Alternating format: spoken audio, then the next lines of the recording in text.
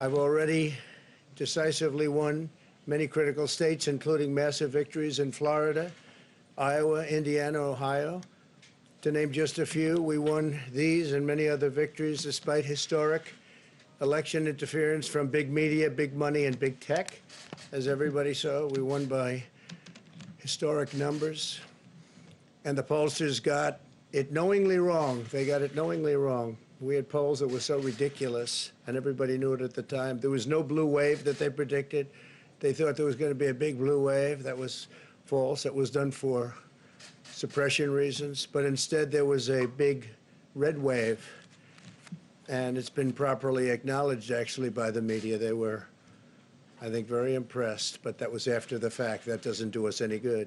We kept the Senate despite having twice as many seats to defend as Democrats, and in a really much more competitive states. We did a fantastic job with the Senate. I think we're very proud of what's happened there. We had many more seats to defend. They spent almost $200 million on Senate races in South Carolina and Kentucky alone, 2 races, and hundreds of millions of dollars overall against us. At the national level, our opponents' major donors were Wall Street bankers and special interests. Our major donors were police officers, farmers, everyday citizens. Yet for the first time ever, we lost 0 races in the House. I was talking to Kevin McCarthy today. He said he couldn't believe it. 0 races, very unusual thing, 0. And actually won many new seats with, I think, many more on the way. This was also the year of the Republican woman. More Republican women were elected to Congress than ever before. That's a great achievement. I won the largest share of non-white voters of any Republican in 60 years, including historic numbers of Latino, African American, Asian American, and Native American voters, the largest ever in our history. We grew our party by 4 million voters, the greatest turnout in Republican Party history. Democrats are the party of the big donors, the big media, the big tech, it seems, and Republicans have become the party of the American worker, and that's what's happened. And we're also, I believe, the party of inclusion. As everyone now recognizes, media polling was election interference in the truest sense of that word, by powerful special interests. These really phony polls, I have to call them phony polls, fake polls, were designed to keep our voters at home, create the illusion of momentum for Mr. Biden, and diminish Republicans' ability to raise funds. They were what's called suppression polls. Everyone knows that now. And it's never been used to the extent that it's been used on this last election. To highlight just a few examples, the day before election, Quinnipiac, which was wrong on every occasion that I know of, had Joe Biden up by 5 points in Florida, and they were off by 8.4 points, and I won Florida easily. So they had me losing Florida by a lot, and I ended up winning Florida by a lot. Other than that, they were very accurate. They had him up 4 points in Ohio, and they were up by 12.2 points. And I also won Ohio, great state of Ohio, very easily. The Washington Post said Biden up 17 points in Wisconsin, and it was basically even. They were off by about 17 points. And they knew that. They're not stupid people. They knew that. Suppression. There are now only a few states yet to be decided in the presidential race. The voting apparatus of those states are run in all cases by Democrats. We were winning in all the key locations by a lot, actually. And then our numbers started miraculously getting whittled away in secret. And they wouldn't allow legally permissible observers. We went to court in a couple of instances, and we were able to get the observers put in. And when the observers got there, they wanted them 60, 70 feet away, 80 feet, 100 feet away, or outside the building to observe people inside the building. And we won a case, a big case, and We have others happening. There are lots of litigation, even beyond our litigation. There's tremendous amount of litigation generally because of how unfair this process was. And I predicted that. I've been talking about mail-in voting for a long time. It's really destroyed our system. It's a corrupt system. And it makes people corrupt even if they aren't by nature.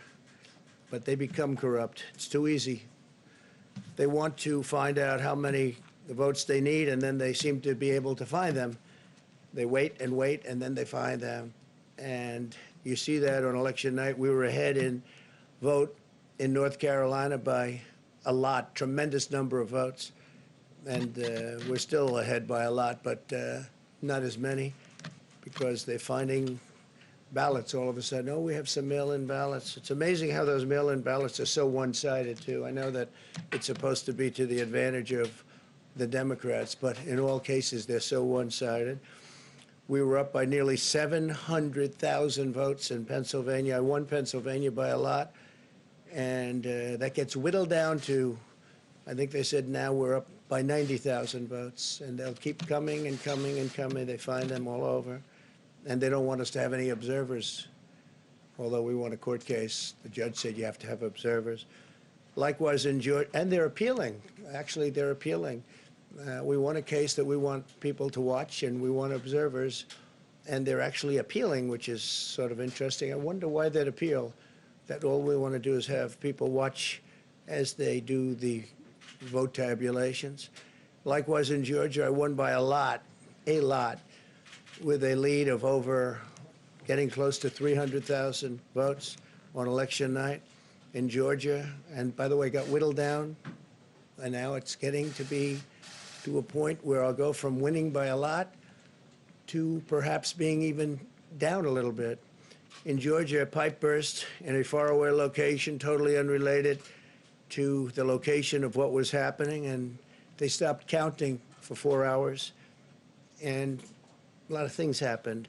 The election apparatus in Georgia is run by Democrats. We also had margins of 300,000 in Michigan. We're way up in Michigan, won the state. And in Wisconsin, we did likewise fantastically well. And that got whittled down. In every case, they got whittled down. Today, we're on track to win Arizona. We only need to carry, I guess, 55% of the remaining vote, 55% margins. And that's a margin that we've significantly exceeded. So we'll see what happens with that. But we're on track to do okay in Arizona. Our goal is to defend the integrity of the election. We'll not allow the corruption to steal such an important election, or any election for that matter.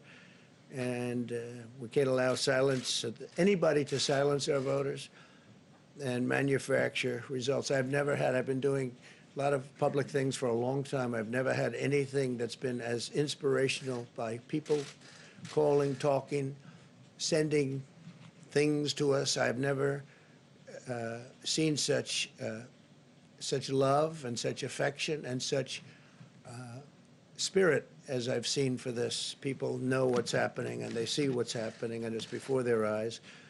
And there are many instances which will be reported very shortly. There's tremendous litigation going on, and this is a case where they're trying to steal an election. They're trying to rig an election, and we can't let that happen. Detroit and Philadelphia, known as two of the most corrupt political places anywhere in our country, easily cannot be responsible for engineering the outcome of a presidential race, a very important presidential race. In Pennsylvania, Democrats have gone to the state Supreme Court to try and ban our election observers, and very strongly. Now, we won the case, but they're going forward. They don't want anybody in there. They don't want anybody watching them as they count the ballots. And I can't imagine why. There's absolutely no legitimate reason why they would not want to have people watching this process, because if it's straight, they should be proud of it. Instead, they're trying, obviously, to commit fraud. There's no question about that. In Philadelphia, observers have been kept far away, very far away, so far that people are using binoculars to try and see, and there's been tremendous problems caused. They put paper on all of the windows so you can't see in, and the people that are banned are very unhappy and become somewhat violent. The 11th Circuit ruled that in Georgia the votes have been in by Election Day, that they should be in by Election Day, and they weren't. Votes are coming in after Election Day. And they had a ruling already that you have to have the votes in by Election Day. To the best of my knowledge, votes should be in by Election Day. And they didn't do that. Democrat officials never believed they could win this election honestly. I really believe that. That's why they did the mail-in ballots, where there's tremendous corruption and fraud going on. That's why they mailed out tens of millions of unsolicited ballots without any verification measures whatsoever. And I've told everybody that these things would happen because I've seen it happen. I watched a lot of different elections before they decided to go with this big, massive election with tens of millions of ballots going out to everybody, in many cases totally unsolicited. This was unprecedented in American history. This was by design, despite years of claiming to care about the election security. They refused to include any requirement to verify signatures, identities, or even determine whether they're eligible or ineligible to vote. People are walking in there. They have no idea. They're just taking numbers. They're writing down things, the workers, and doing a lot of bad things. And we have a lot of information coming and litigation that you'll see that will shake even you people up. And you've seen it all. The officials overseeing the counting in Pennsylvania and other key states are all part of a corrupt Democrat machine that you've written about, and for a long time you've been writing about the corrupt Democrat machine. I went to school there, and I know a lot about it. It hasn't changed. It's a long time ago, and hasn't changed. It's gotten worse.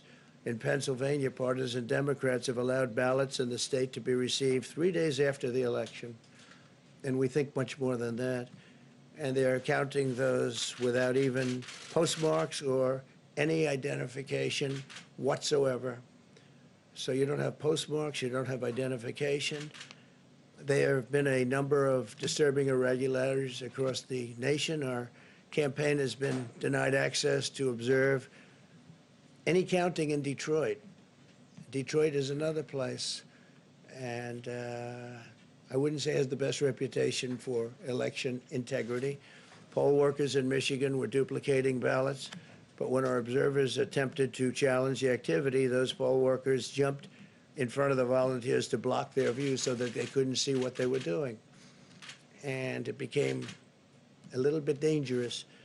One major hub for counting ballots in Detroit covered up the windows again with large pieces of cardboard. And so they wanted to protect and block the counting area. They didn't want anybody seeing the counting, even though these were observers who were legal observers that were supposed to be there. In Detroit, there were hours of unexplained delay in delivering many of the votes for counting. The final batch did not arrive until 4 in the morning, and even though the polls closed at 8 o'clock, so they brought it in, and the batches came in, and nobody knew where they came from. We've also been denied access to observe in critical places in Georgia. In multiple swing states, counting was halted for hours and hours on election night, with results withheld from major Democrat-run locations only to appear later. And they suddenly appeared, and they all had the name Biden on them, or just about all. I think almost all. They all had the name Biden on them, which is a little strange. I challenge Joe and every Democrat to clarify that they only want legal votes, because they talk about votes, and I think they should use the word legal votes. We want every legal vote counted, and I want every legal vote counted. We want openness and transparency, no secret count rooms, no mystery ballots, no illegal votes being cast after Election Day. You have Election Day, and the laws are very strong on that. You have an Election Day, and they don't want votes cast after Election Day, and they want the process to be an honest one. It's so important. We want an honest election, and we want an honest count, and we want honest people working back there, because it's a very important job. So that's the way this country is going to win. That's the way the United States will win, and we think we will win the election very easily. We think there's going to be a lot of litigation because we have so much evidence, so much proof, and it's going to end up perhaps at the highest court in the land. We'll see.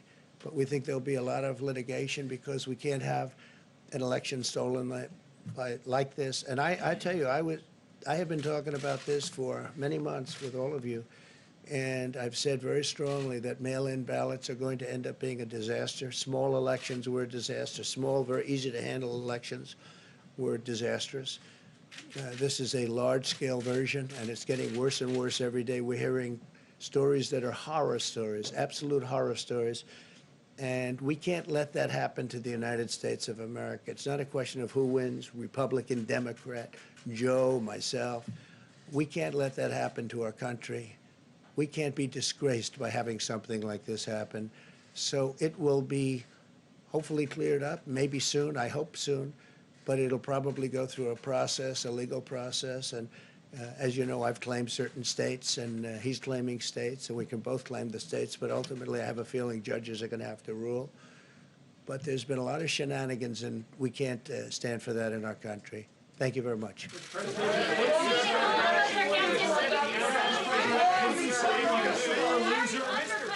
you being a sore loser? Why is the president undercutting this process? Haley, are you here as press secretary or Trump advisor?